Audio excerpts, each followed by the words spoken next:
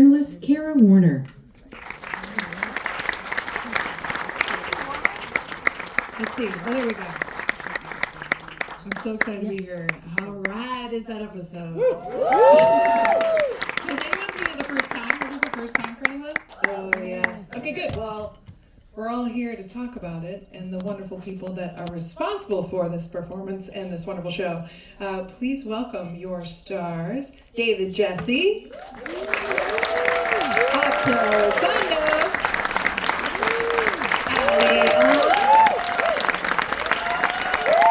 Allison, Janney, and Keri Russell.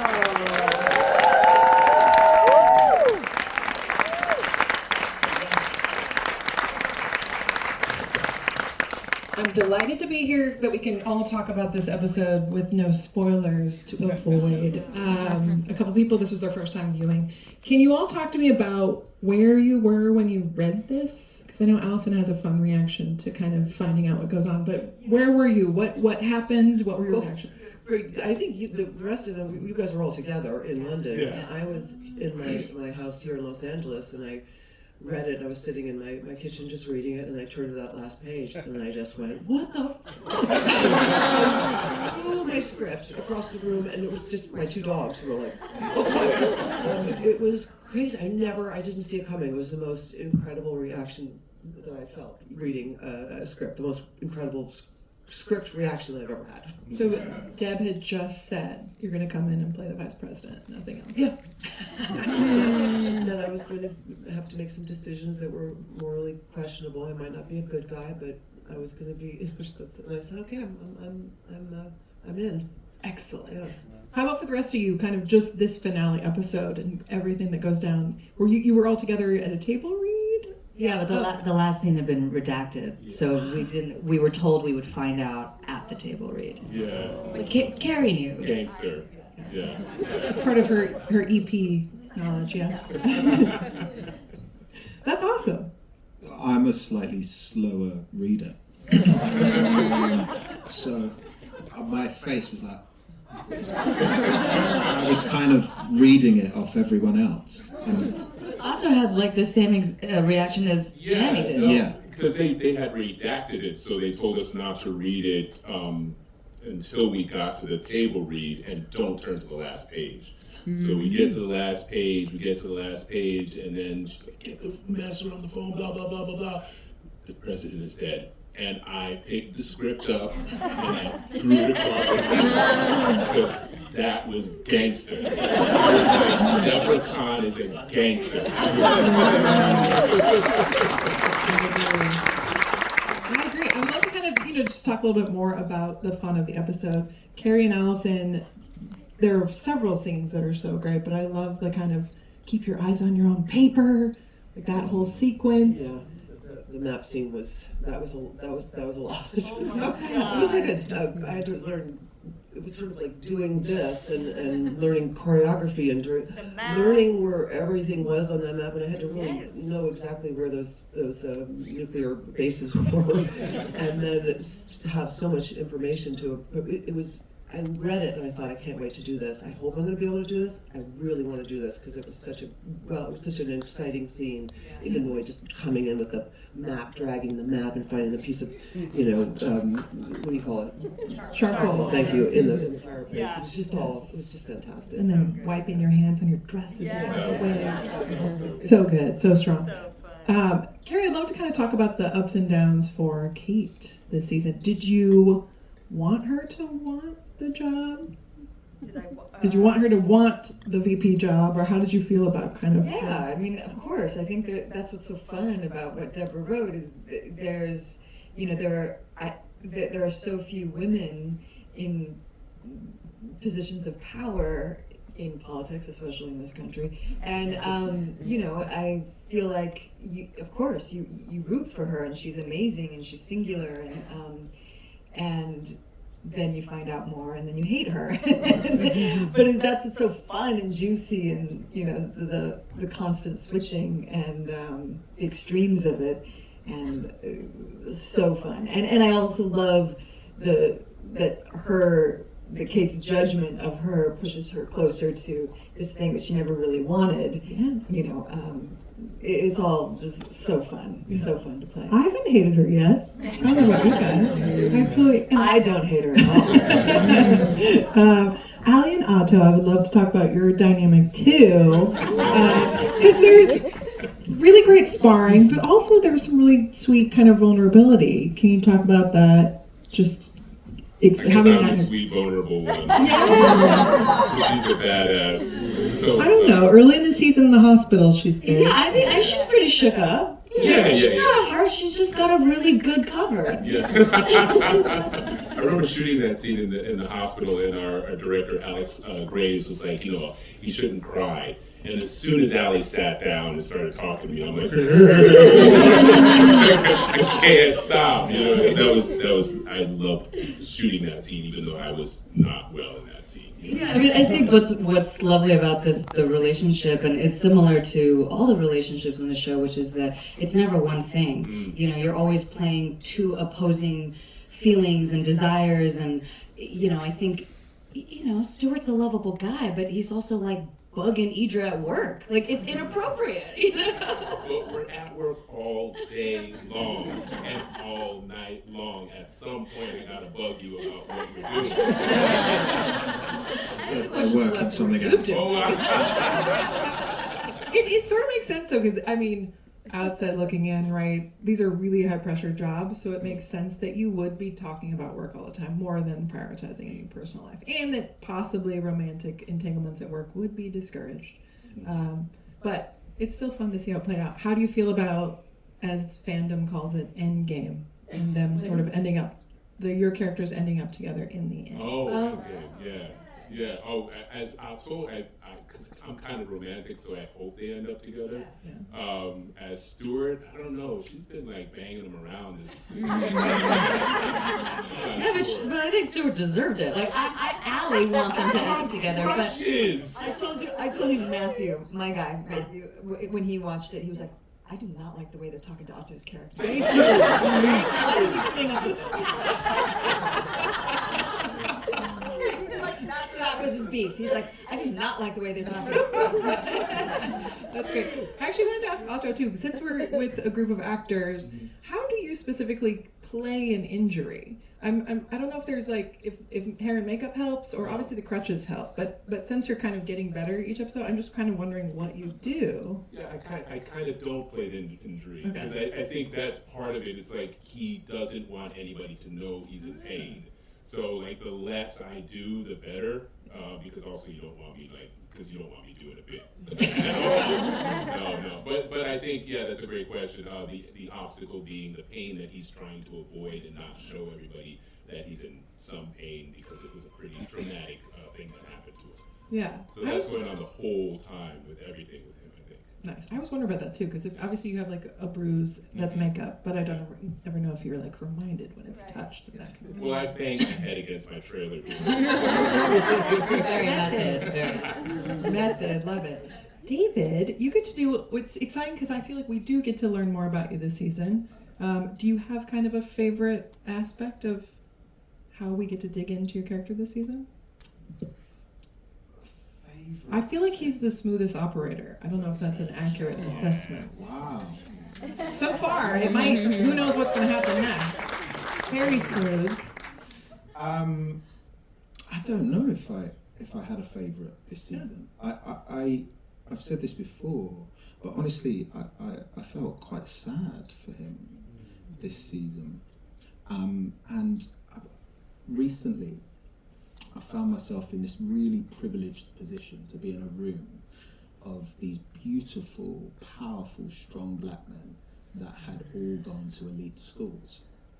And the guy next to me said, well, I was talking to another guy about the idea of play and discovering that as an actor.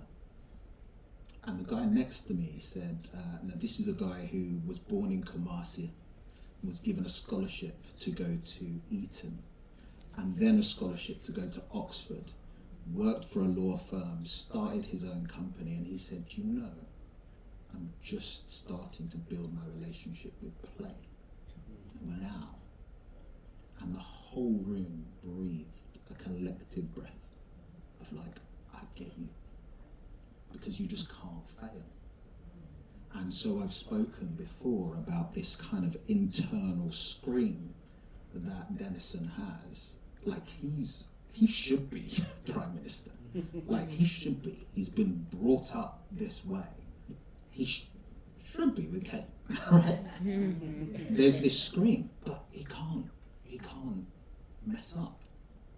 And playing that just felt stifled. So I don't know if that was a favourite thing, but it was certainly interesting for me as a person to go, wow, there's something that we go through as people of colour. So Yeah. yeah. Especially like the work that it takes to get in those rooms and to stay there and all that. Yeah. The pressure.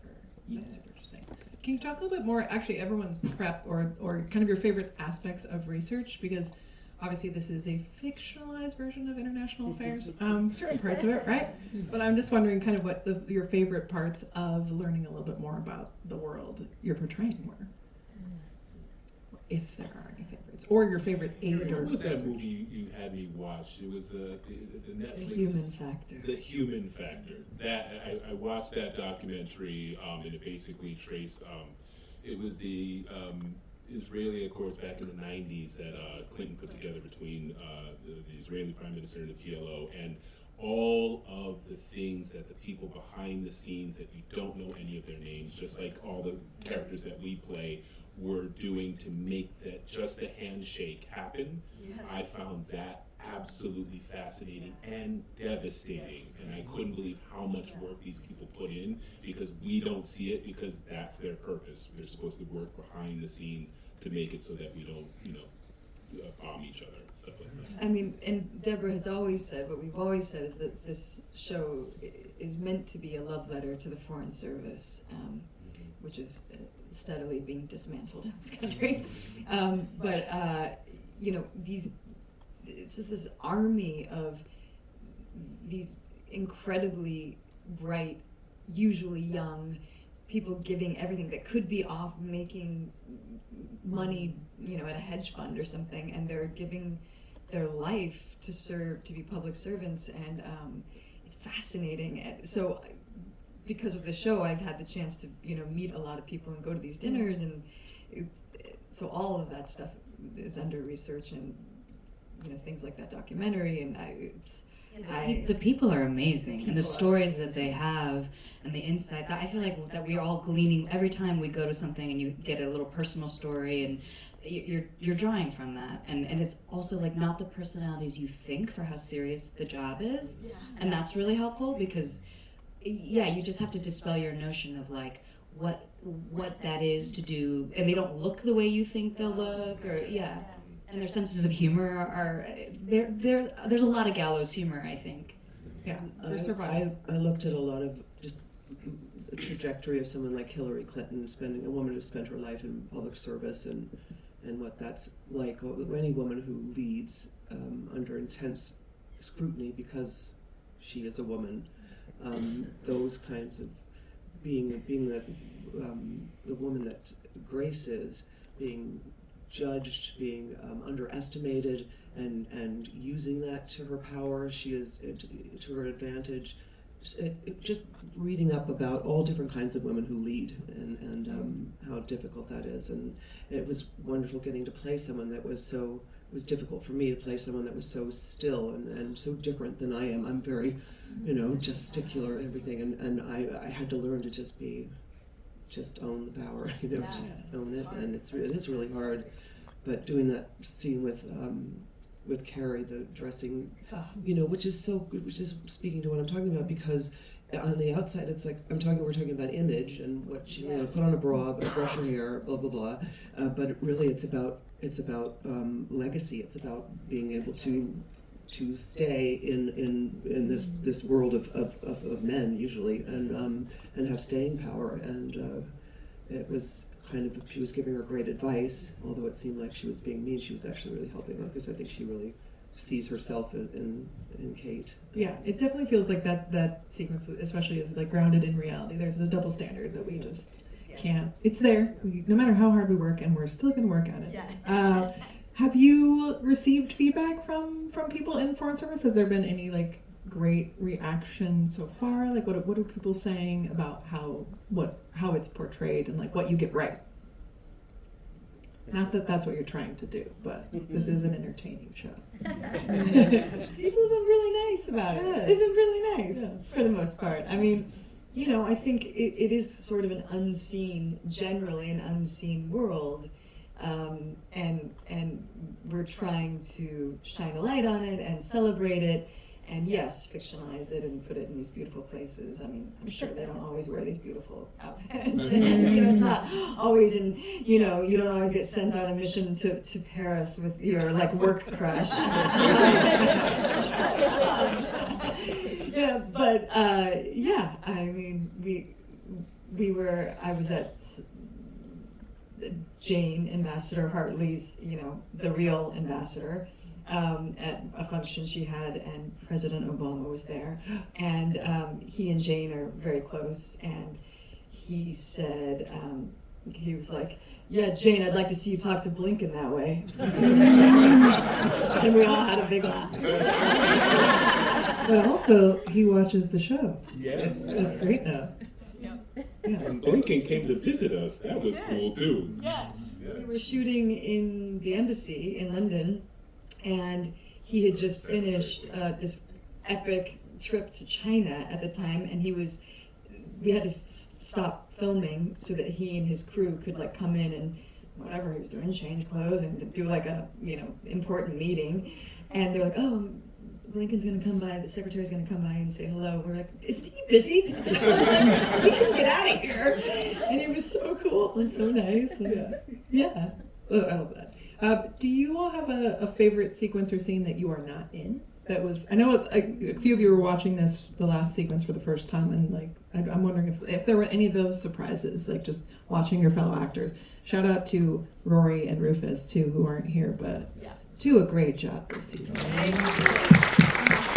That cow is just always stirring up trouble. Well, I do love that the woman who plays your friend who says like, you don't like him when he's good. I just thought, ooh, is that true? She likes the kind of push and pull. But yeah, the scenes or sequences you loved kind of watching your co-stars or fellow actors in. So hard to choose. I feel like one of the real luxuries of this show is like I'm more invested in like other people's scenes and wanting to see how they look at the end, because you read them and you're like, I can't wait for them to do this scene. I mean, I know watching these two go at it was like, I mean, I often just came to set to just hang out and observe. Like that map scene was really fun to I was watch. gonna mention the map scene. I know we already did it, but like when I read it on the page, I was like, this is freaking awesome. I didn't see it till just now. I was like, I don't know why I need to wait a few more years so that I can go, I actually look great. So hard for it, but I loved reading it, I loved doing it with her, and I just haven't, I just saw it tonight, saw the ending of that episode for the first time too. I'm gonna go home and watch it. Where I use my Netflix password.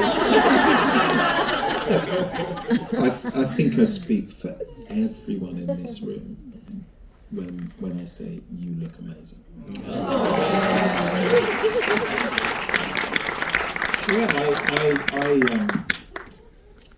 I really invested in these two. Yeah.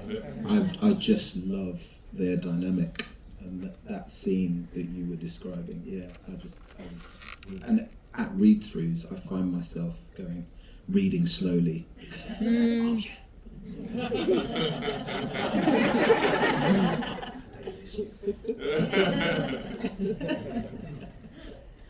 I love that too. Looking ahead a little bit, I don't know how you all are following. There's a season 3 and 4 coming.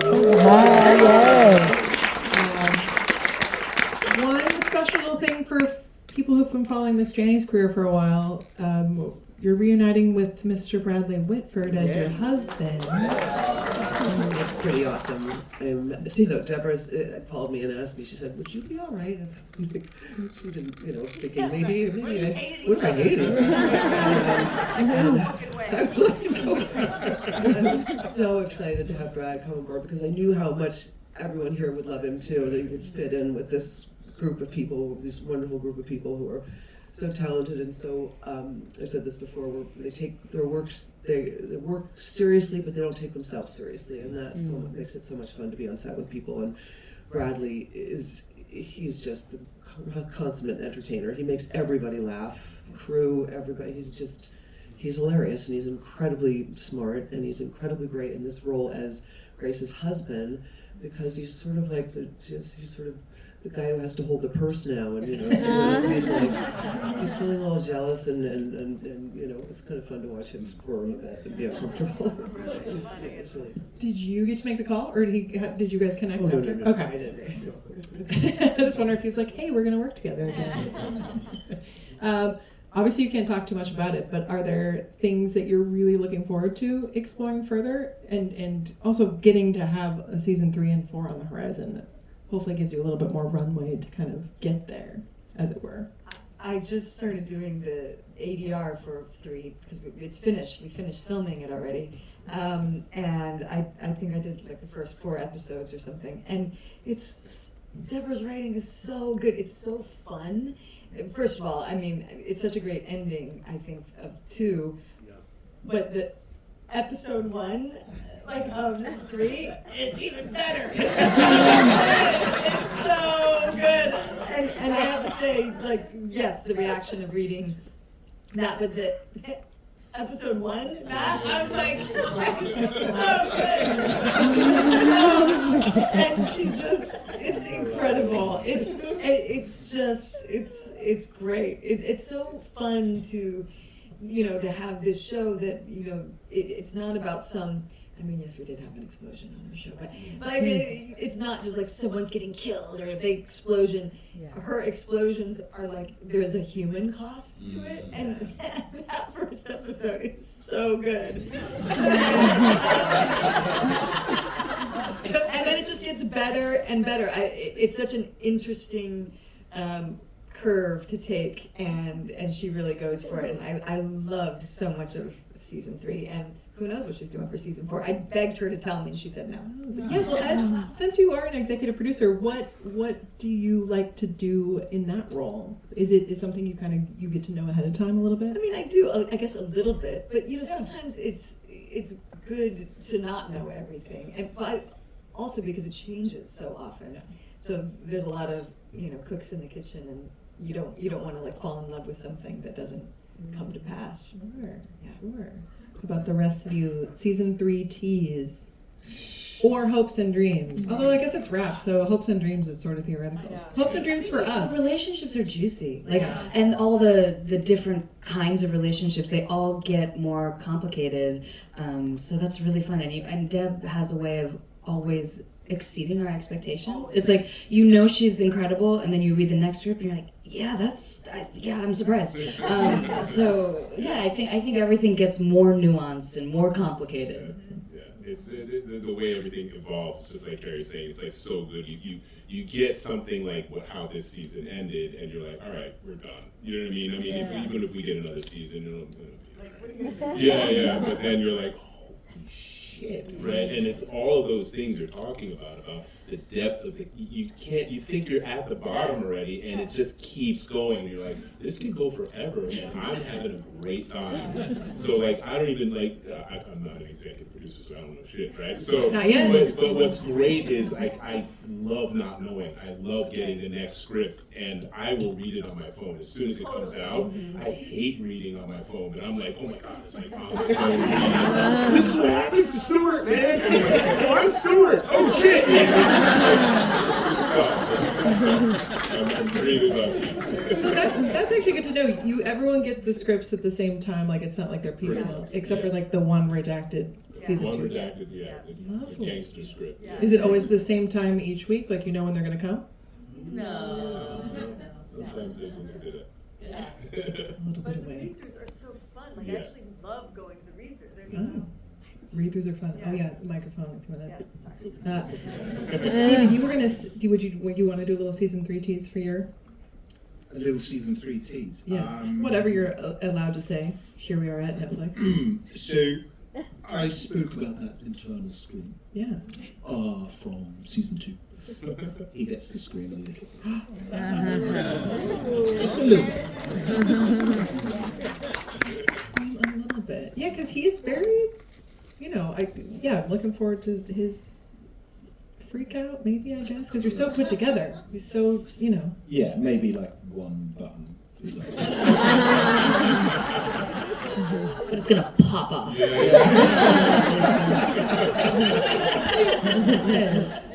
Some of those clothes are fabulous. Is Netflix keeping them all in a warehouse? So they don't get to keep anything? They really are. Like, when you think, like, can I just get like even a little sock or something? I'm like, no, David, everything back. Everything. A little sock seems like there might be multiples, but you never know. Yeah, there is a season 3 and a 4 we have to talk about.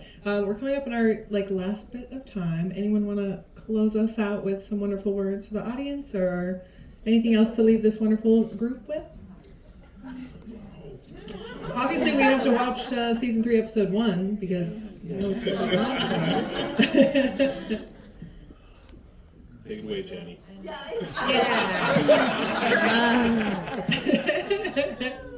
Do you have a release date yet? You can do that.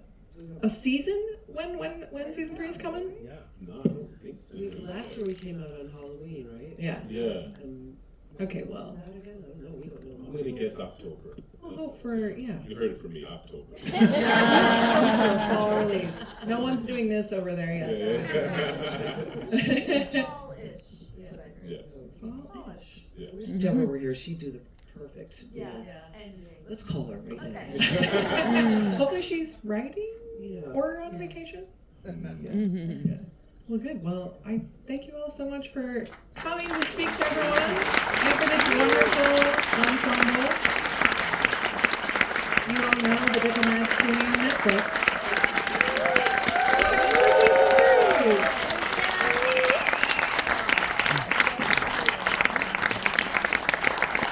Thank you for joining us for Netflix FYC. We